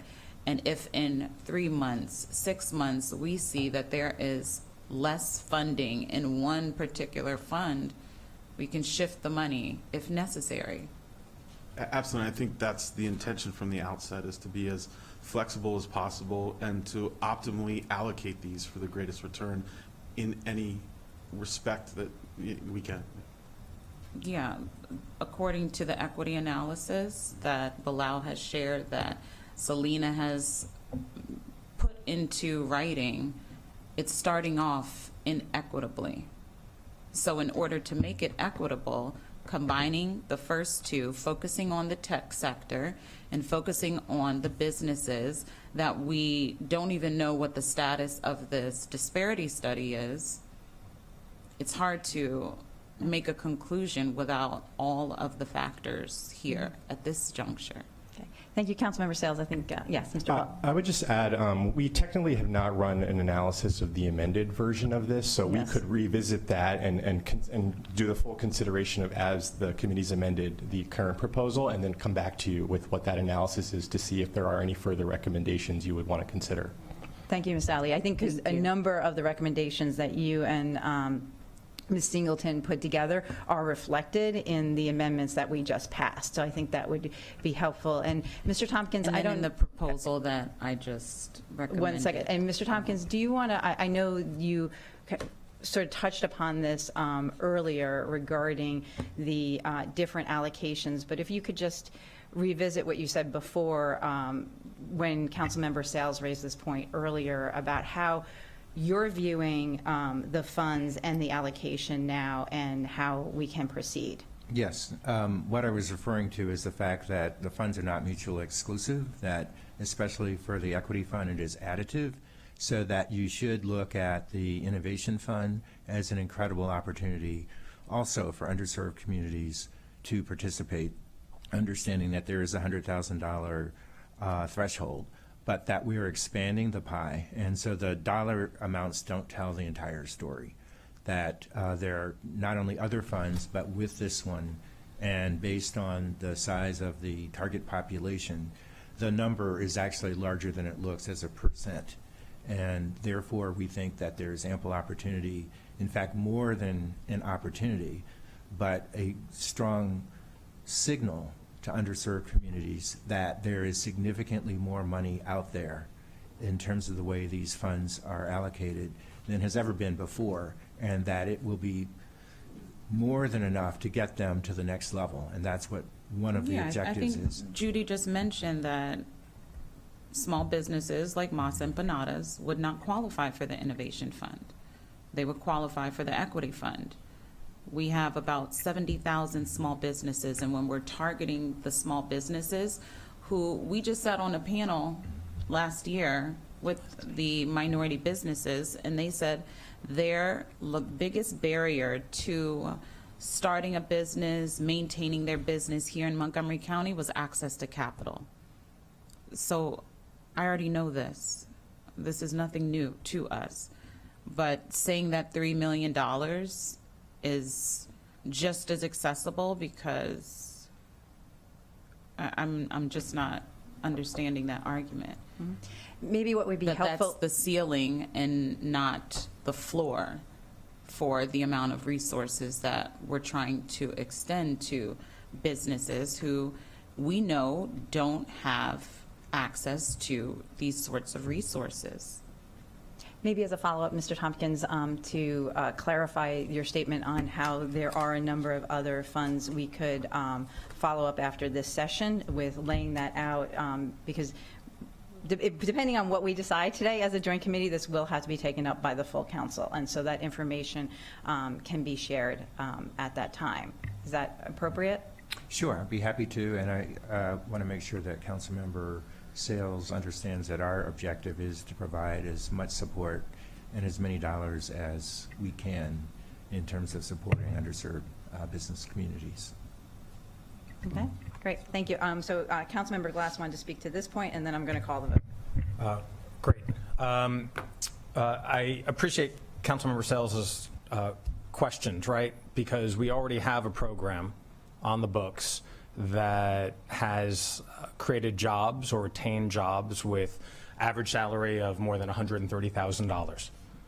So we absolutely should be intentional and equitable. And it was mentioned by the chair that the amendments that we passed, that we agreed to, help remedy that, but it hasn't been articulated. Can Mr. Ali, can you first, it has not been articulated what the Res J statement actually said, and can you state that and state how these amendments, if not you, I'll ask the sponsor to articulate how these amendments mitigate that? Sure. I'll just describe the amendments first, just to be clear. So the first one was, replacing the geographic proxy, and I think there's a little more consideration about exactly how to implement it, but it's a stronger proxy. So, and I think that language has been updated in the proposal that the committee's taken up, or the amended proposal. It also has, from my understanding, based on this amended resolution, that there is language that makes it explicit that diverse business communities and organizations would be targeted for their awareness of this program. I would need to double check, and maybe I can ask MCEDC or executive staff to confirm that BIPOC entrepreneurs would be on the final evaluation committee. I think they may have to point that out. I think we've adopted the idea of the reporting, which is important. And as for the amount increasing the grants per company in the equity fund, it sounds like the nature of the Founders Fund has been clarified somewhat. And so based on the explanations that they provided, and they can reiterate or explain further, but just the amount of participation they expected and the order of those businesses, that a smaller dollar amount would be necessary. But I think originally where maybe the idea was that there were two funds and maybe one might be dedicated for equity. So in that case, if the mechanism was the same, then the dollar amount should be the same. But in this case, it seems to be that the intention for the Innovation and Founders Fund would be slightly different, which reflects the differences in the dollar amount. Thank you very much, Mr. Ali. So with respect to the motion that's on the table, Councilmember Sales, I'm not going to support it at this point in time, but the point that you raise is, again, reiterates and underscores the point that this should be going through a budget process, and it should be part of this larger Economic Development Committee conversation that we're convening after the budget to talk about MCEDC, talk about the executive's proposals, talk about this. It needs a holistic vision. Your questions are very spot on and appropriate, and I wish we had another venue to be able to dive deeper. Thank you, Councilmember Glass. I'm going to call the vote now on the amendment. The amendment on the table is to combine the Innovation and the Job Creation Fund and to split the $20 million between that combined fund and the Founders Fund, $10 million each. All those in favor of the amendment, please raise your hand. That is one. The amendment does not move forward. I believe we have one other amendment. I'm going to turn it over to my co-chair. Again, thank you so much for the collaboration that we have had with, the County Executive's Office, the Montgomery County Economic Development Corporation, and the Council President, and all that work that we have done in the Economic Development Committee. For everything that has been said today, I honestly, it's only two more months left for FY24. I strongly believe in this work that we just have today. And there's 7 council members here. I do believe that this should go into the FY25 budget, especially as we understand this is not a one-time and that's it. This could run for 2, 3, 4 years, or maybe even more, and that will be a great thing because that means it is successful. I think if the majority decides that this is going to the FY25, as I strongly believe, especially because FY24 is practically done, then I do think that we should send, not just having that recorded on a memo towards for the full council, but it should be a formal joint committee letter explaining the economic development efforts that this county is moving forward, and asking our colleagues to say yes to economic development by voting yes. I think we can, if we all commit, we can have easily 6 votes plus 1, and then I think we can get the other ones. But a joint committee letter, like representing that spirit of economic development and putting this in FY25, I think is the right thing to do in terms of progress and making sure that this is embedded in our operating budget. Again, I congratulate the council president, but when he brought this up with me a long time ago to co-sponsor, I told him the operating budget is coming up in 2 days. Like, this should be part of it, and I strongly believe that way. So that's why I'm moving this amendment to consider this appropriation as part of FY25. That's it. Great. Thank you so much. Do I have a second? Second. Councilmember Glass seconds. Any comments or people want to speak to this? Council President Friedson.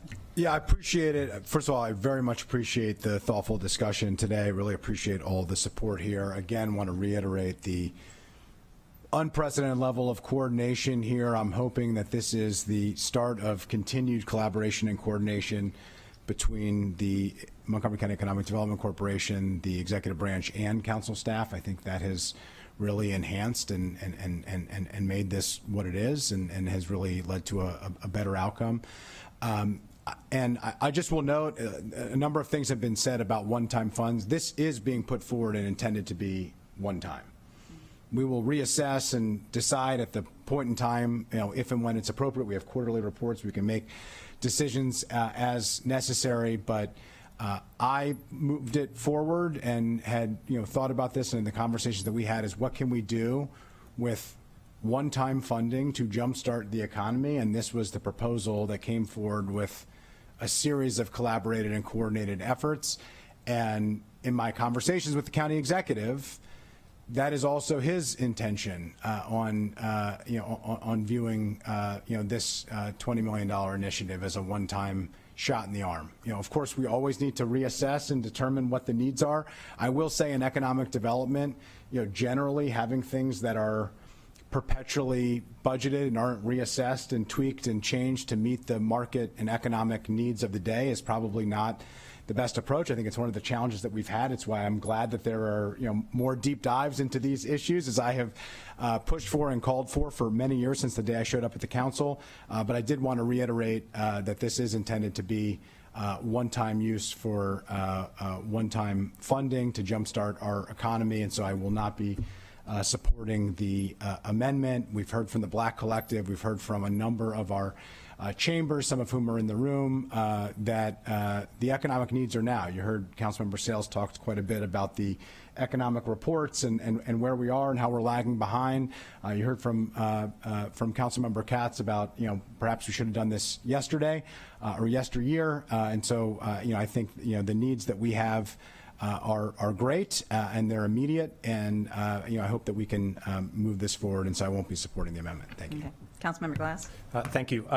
Thank you for those thoughtful comments. Again, I think today's conversation has been extremely helpful, and again, we have many more coming. Question for finance.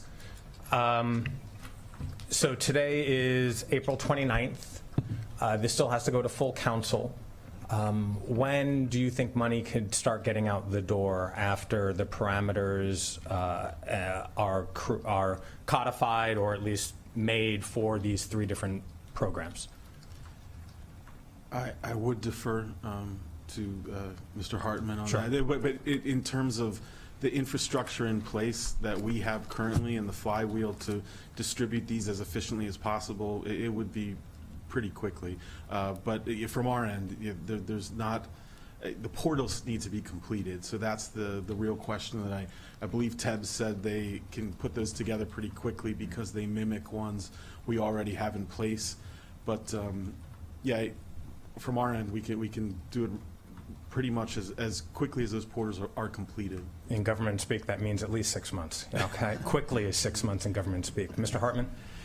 Thank you, Councilmember Glass. The portals are not that difficult. In fact, we have a portal that's almost ready to go for the MOVE program, waiting for it's what's holding it up are the changes that the council has proposed, because we want to make sure that the portal, when it goes live, reflects the most recent thinking on that program. But it's not that hard to replicate a portal like that. It doesn't take 6 months.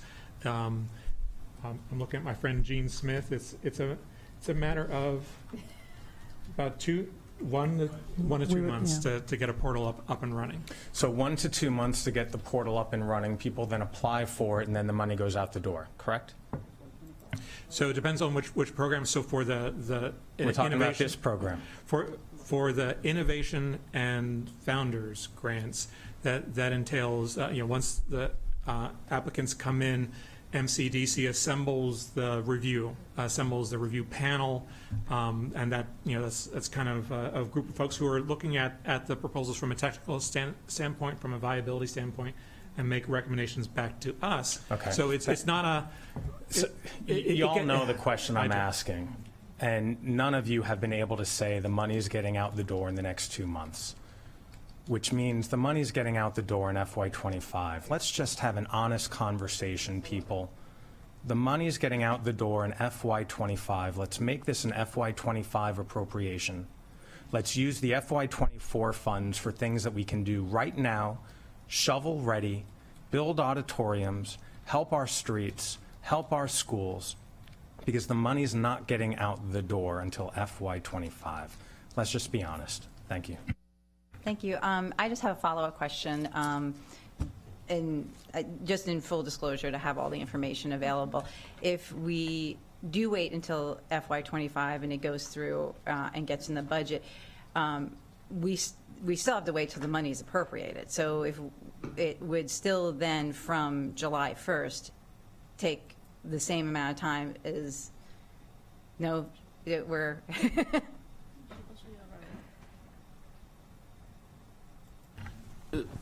And I'm only speaking since they looked at me for the MOVE program, so Okay. I'm not gonna. We could have it going by July 1st, knowing that the council is appropriating, because the straw vote of the budget occurs, should the council want to put it in fiscal, apologies, Gene Smith, manager, business center manager. Should the council signal this money is going in, we have May and June to get it ready to go. So once the appropriation goes in effect for July 1, the application is ready to go at the same time. And Ms. Costello. the programs would have to be marketed. So remember, the Jobs Act, you have to show proof that you've hired 5 new people. So that takes, that takes the private sector some time. And then for the innovation and the equity funds, you'd have to prepare an application, come up with a commercialization plan and everything. So I think those should be done in parallel. I think council and the county executive and MCDC, we all agree we'd like to get the money deployed as soon as possible in a reasonable way. Okay, great. Thank you. All right, not seeing anyone else. The amendment that's on the table is to have the special appropriation as part of the FY25 conversation. And all those in favor of that, please raise your hand. I have 1, 2, 3 in favor, and that means 1, 2, 3, 4, if I can count. 4 are opposed, so the amendment does not move forward. Any other amendments or questions? All right, not seeing any. Council President Friedson, would you like to move the? Yes, thank you very much. Appreciate everybody's work today, and I would move that we recommend this as amended. Great. Do I have a second? Councilmember Balcom seconds. Any other comments? Nope. All those in favor?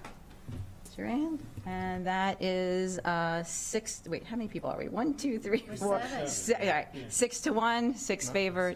1 abstention. No, abstention.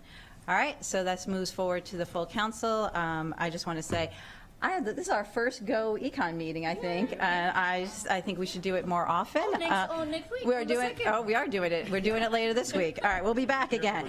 No, I just want to thank everyone. Thank you, Council President Friedson, for moving this forward. And I do think this is a really, don't put your papers away. I'm talking. I get to chair. 1 more minute. I just want to say thank you for the collaboration, the excellent staff work, and for our Council Member Glass and Council Member Sales and others who raised really important questions that we will continue to be asking, because as we said here today, when we're thinking about economic development and the money we're putting towards this, we need to be reevaluating it. We need to be assessing it. And I thank Council Member Sales for moving forward, that we're doing these reports so that we're constantly looking at, are we helping the people and serving the people? We want to be doing that and moving that forward. So I just want to say thank you to everyone as we move this forward to the full council, and look forward to continuing the conversation. And that, now we're adjourned. Now you can move. Now you can move about the cabin. Thank you all.